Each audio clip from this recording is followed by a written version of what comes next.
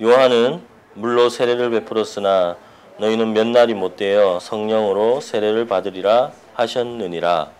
아멘. 예전에 그 침례교 목사님하고 그 당곡에 있는 개척교회였어요. 한 30명 되는 교회 제가 섬기는 적이 있었는데 침례교 목사님과 함께 북한산에 가서 기도를 한 적이 있습니다. 금요일마다 이렇게 북한산을 갔어요. 근데 매번 이 산에 초입쯤 되면 돼지 울음 같은 이거 동물 울음 소리가 계속 들려오는 거예요. 초입에. 그것이 일주일에 한 번 정도 저는 가니까 뭐 매일 그런지 잘 모르겠지만 일주일 갈 때마다 그 소리가 들리는 거예요. 돼지 소리 꽥꽥꽥 뭐 그런 소리가 계속 들리는 거예요.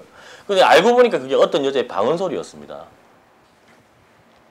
제가 통변의 은사가 없으니까 그 말이 그 기도가 무슨 뜻인지는 잘 모르겠어요. 그러나 저에게 주는 하나님의 마음, 주님의 마음은 저것은 방언이 아니야. 저것은 방언이 아니야. 그런 단정 지을 수 있었단 말이죠. 방언이 저런 괴소리 같은 그 동물 소리 같은 동물 잡는 그런 소리 같은 돼지가 오는 그런 꽥꽥 소리 나는 그 따지듯이 하는 기도가 그것이 방언이라면 저는 그런 방언은 받기도 싫고 받아서도 저는 안 된다고 생각했습니다. 그것이 비단 이 어떤 그 북한산 초입에 있는 한 여자의 괴상한 기도 소리가 방언이라고 착각하고 하는 것처럼 지금 우리가 이 신앙생활을 하고 있는 가운데 이 한국 땅에 이 한국 교회에 우리 한국 신앙인 가운데에 얼마나 잘못된 신학과 잘못된 신앙관으로 활동을 하고 그것이 참된 것이라고 생각하고 착각하는 사람들이 얼마나 많은지 모르겠어요. 우선 저는 그것은 성령의 은사, 운동, 목회관 그걸 단도직입적으로 여러분에게 말씀드린다면 의도가 잘못되었기 때문입니다. 의도. 예수님은 분명히 말씀하셨습니다. 우리 오늘 세 번째를 사도행전을 나누고 있는데 하나님의 나라를 위해서 그리고 증인으로서 삶을 살아가기 위해서 친히 성령을 주신다고 말씀하셨잖아요. 기억하십니까? 네. 그런데 이 잘못된 신학과 이 잘못된 성령 운동이 얼마나 우리의 신앙을 잘못되게 하고 병들게 하고 또한 문제점을 낳는 것인지 우리가 배워야 된다는 거죠. 저는 오늘 두 가지로 함께 나누고 싶습니다.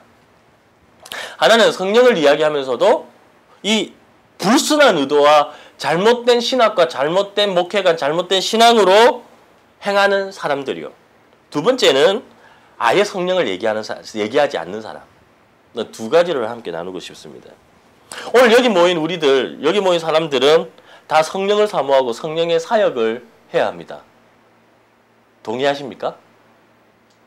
여러분들 성령을 사모하고 성령의 사역을 해야 됩니다. 그런데 실은 이 성령을 이야기하고 성령 충만함을 우리가 말하면서도 불순한 의도로 인해서 그리고 있던 아까 말씀드렸던 잘못된 신학과 이 목회관으로 성도들을 병들게 하고 교회를 병들게 하는 사람들이 너무나도 많아졌습니다. 어떤 사람들은 교회가 쇼를 하는 극장으로 만들어버렸습니다.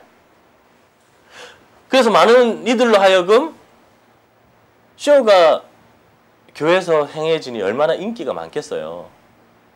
역설적으로 얘기하면 고리타부한 교회가 쇼를 하니 얼마나 재미가 있겠어요. 그런 사람들은요, 그것을 오는 사람들에게 강요하지 않아요. 당신 왜 지난주에 안 왔습니까? 강요하지 않습니다. 왜 이 시간에 왔습니까? 강요하지 않습니다. 조금 늦었다고 예배 시간 11시다 치면 11시 반에 와도 온 것만으로도 감사해요. 그리고 그 사람들은 아주 부드럽습니다. 그리고 아주 온유합니다. 그래서 이제 대부분 사람들은 편안하게 자신이 공유할 수 있을 정도만 구경하고 표값을 지불하죠. 입장표를 낸다고요. 그것이 그 사람들은 헌금이라고 부릅니다. 그리고 일주일을 보냅니다. 그리고 일주일을 안식합니다. 왜? 내가 입장표를 내고 쇼를 구경했으니까. 평안하십시오.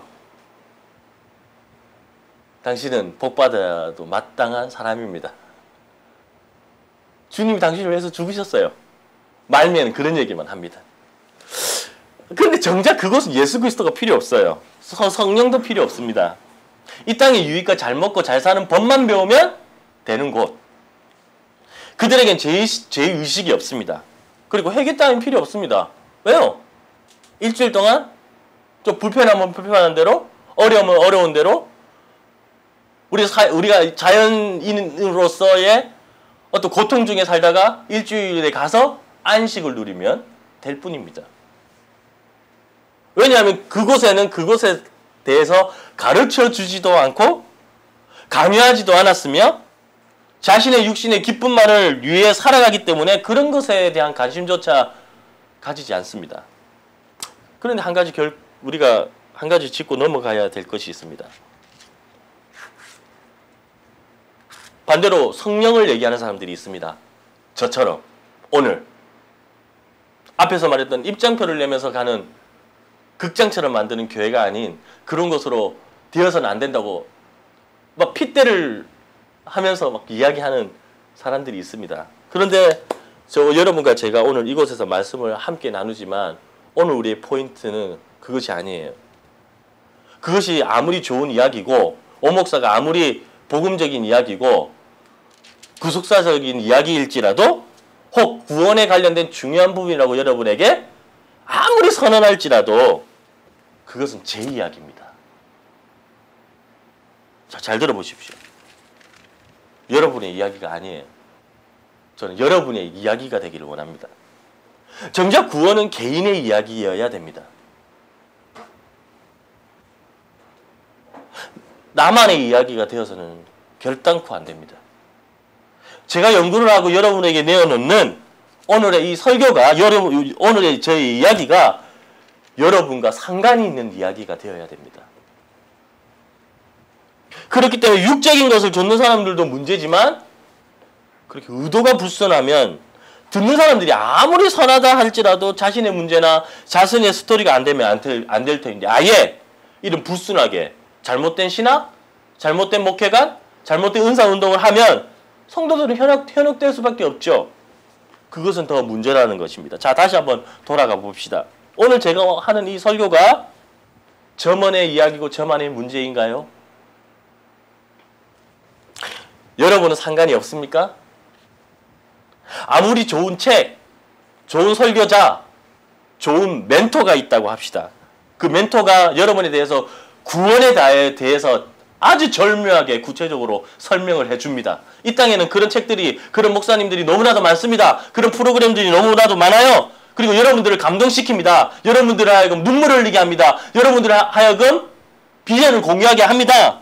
그런데 그렇게 아무리 감동이 되고 비전을 공유하게 되고 눈물을 흘리게 한다 할지라도 아무리 여러분이 은혜를 받는다 해도 그것이 여러분과 상관이 있느냐 없느냐의 문제라는 거죠.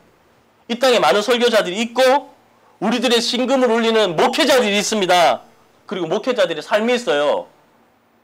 그분들을 따라가는 성도들이 있단 말이죠. 그분들이 섬기는 교회를 갑니다. 그것을 부인할 수 없습니다. 그런 목회자여야 됩니다. 그렇죠? 그러나 그것은 그들의 삶이고 그분들이 연구한 그리고 그들이 묵상한 자신들의 이야기라고요. 그것이 여러분들을 변화시키는 것이 아닙니다. 착각하지 마십시오. 절대로 우리들의 선배, 우리들의 목회자들의 감동적인 스토리로 인해서 우리가 변화되는 것이 아니에요. 어떤 목회자의 설교 한편으로 우리의 삶이 바뀔 것이라고 착각하지 마십시오. 그것은 정말 착각 중에 착각입니다. 그렇기 때문에 오늘 성령을 주신 이유가 여기 있습니다. 성령으로 세례를 받으라. 성령으로 세례를 받으라.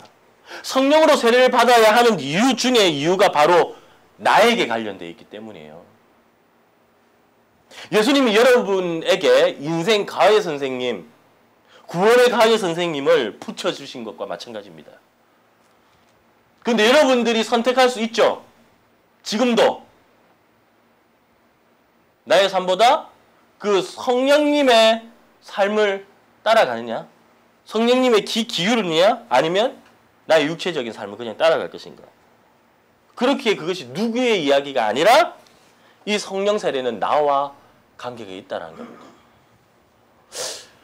구원입니다. 구원. 구원은 나의 문제입니다. 나의 문제. 많은 사람들이 얘기하잖아요. 열방을 향하여 민족과 열방을 향하여 선포되는 것 좋죠.